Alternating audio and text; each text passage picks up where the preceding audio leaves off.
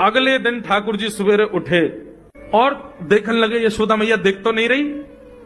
और ठाकुर जी चुपचाप गए महाराज जहां पर सारे मक्खन दूध दही रखे, वहां पहुंच गए गौरस भंडार में। और गौरस भंडार में एक मटकी के ऊपर से ढक्कन हटाए करके जैसे ही ठाकुर जी ने हाथ बोर के पानो प्रारंभ किया, सामने एक खंबा था, उसमें मणि लग रही थी। आज पहली बार 3.5 वर्ष की आयु में ठाकुर जी ने अपना प्रतिबिंब देखा।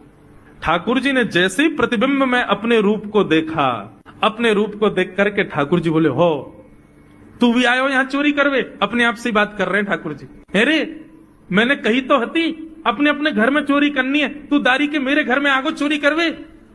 ठाकुर जी अपने प्रतिबिंब से बात कर रहे हैं। अब गौरस भंडार में ठाकुर जी की आवाज गूंज रही थी और वो गूंजते हुए रसोई घर में जा रही थी। रसोई में मैया ने सुनी, बोले ये लाला कहां से बोल लो है? उठ गयो कन्हैया? मुझको पतो भी ना चली, नूपुरन की आवाज ना आई। मैया दौड़ करके गई तो देखा ढूंढते ढूंढते गौरस भंडार में ठाकुर जी अपने प्रतिबिंब से बात कर रहे हैं।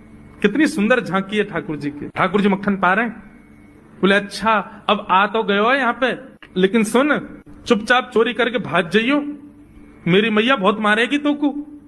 बाकू यदि पतो चल गई तू चोरी कर रहा है तो को उखलते बांध देगी, मेरी मैया बहुत मारेगी। चुपचाप चोरी कर और निकल ले यहाँ से। ठाकुर जी चोरी की बात कर रहे थे, यशोदा मैया ने पीछे से सुनी, लाला ओ कन्हैया।